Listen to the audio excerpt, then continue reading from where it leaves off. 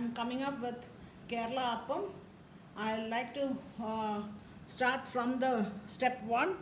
I have washed 2 cups of raw rice, which we call as tiffin rice, not the cooking rice, and I washed it about 5-6 times, and I'm going to soak it for about 3 hours in the water, and after it's soaked I shall show you how it has to be ground, and then keep it for fermentation overnight, and tomorrow I'll be making the appam for you. Yeah, today I'm coming up with appam, Kerala appam. I would like to tell you how we should go about grinding it without the traditional kappi kacharda, kanji kacharda. This is a very easy way to make Kerala appams. Now I'll show you from step 1. I have soaked 2 cups of raw rice, that is tiffin pacharisi, for 4 hours, and I'll show you how you should grind it, in what proportion and what ratio.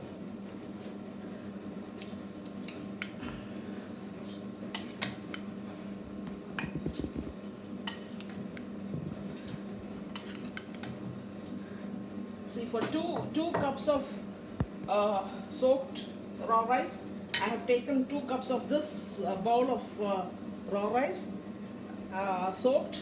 This cup is the measurement. You have to take 1 cup of cooked rice. It can be boiled rice or raw rice, whichever you use for your daily meals.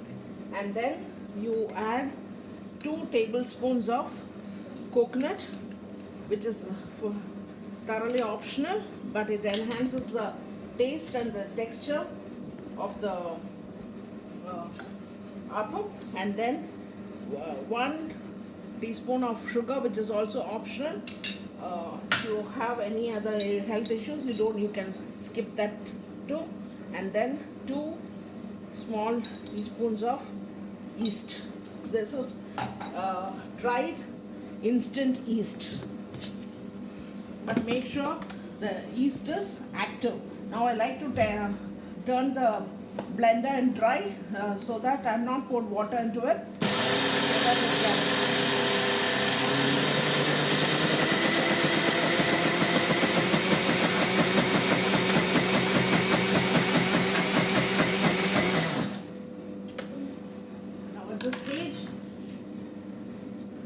can pour a little water. There's no correct measurement for water. It depends on the rice which you are using. So I have poured just to fill on top of the rice, and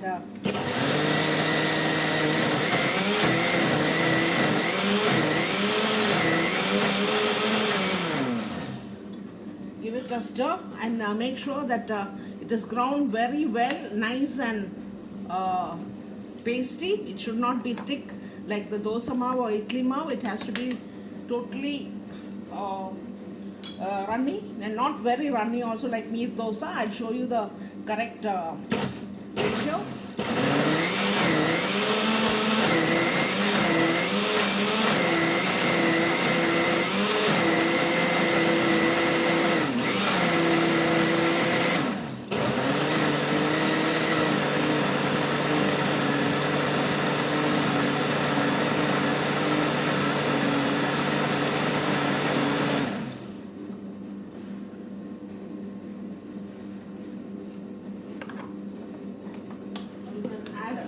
More water, gradually pour little water so that you'll get a very fine paste. That's what you need.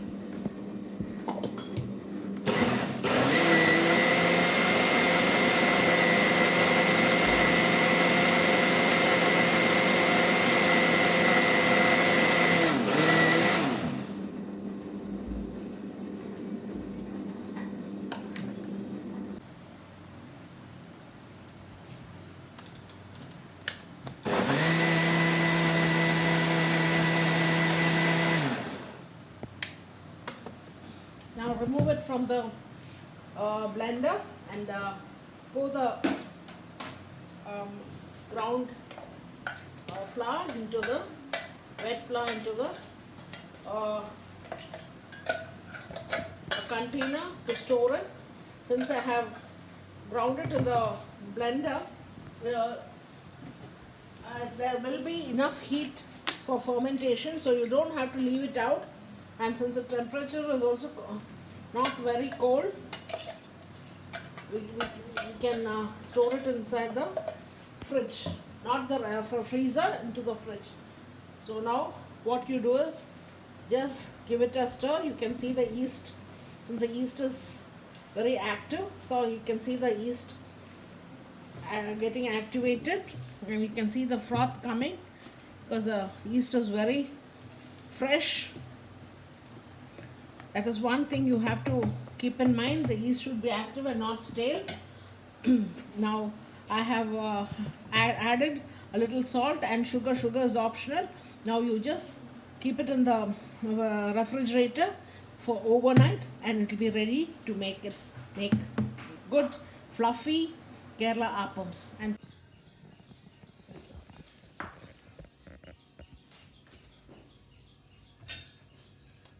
this is the ground marv which I had showed you earlier, and I have kept it in the fridge. I have not left it outside because I have ground it in the blender. So the heat in the blender will activate the yeast, and I have taken it out in the morning, and you can see it all fermented and frothy. And just give it a turn with a spatula, and then I have heated the appa tawa, and you don't need to pour oil. You just have to rub a little oil into the tawa. And now the appa chatti is hot, so I just pour a little ground marv into the thing and just give it a turn. You can do it in non-stick appa chatti also, so that it won't be very heavy. And now close it. You don't need to flip the appam. You need, like how you do for those like kal dosa, you need to keep it close. So with the steam thing, and adjust the flame. Don't make it too high. It has to be from low to medium. You can see the appam coming up. It's getting cooked.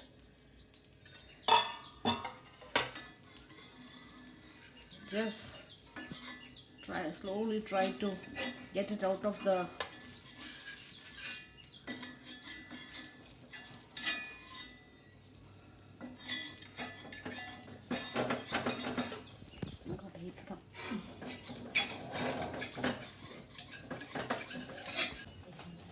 oil onto the thing to remove the.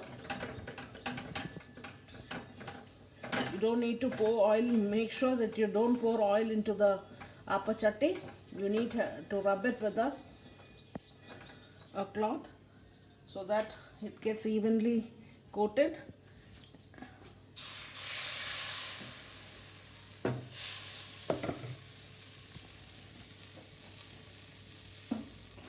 The non-stick appa chatti, it's very easy to remove the. We are in the red zone, so I'm not able to get the non-stick appa chatti, so I use my cast iron, and you can keep it closed to get it cooked.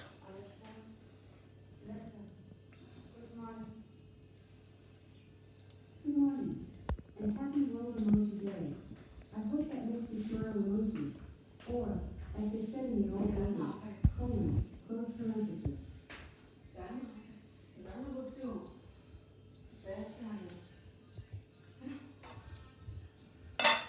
Can see it getting cooked.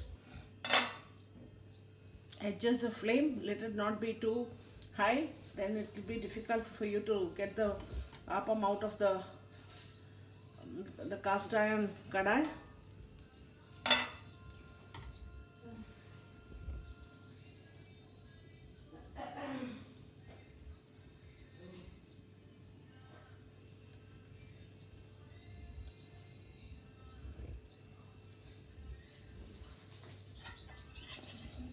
Need to get this middle one cooked.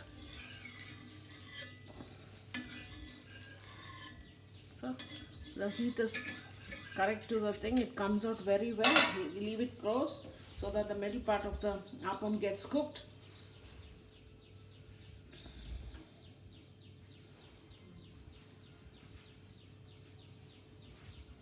It's a very easy recipe and very healthy one, because you don't need to even add a drop of oil to it.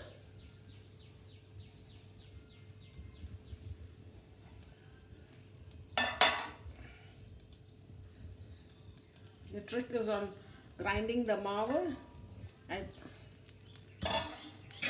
just follow the exact fluffy appams. Now you can see the fluffy appams.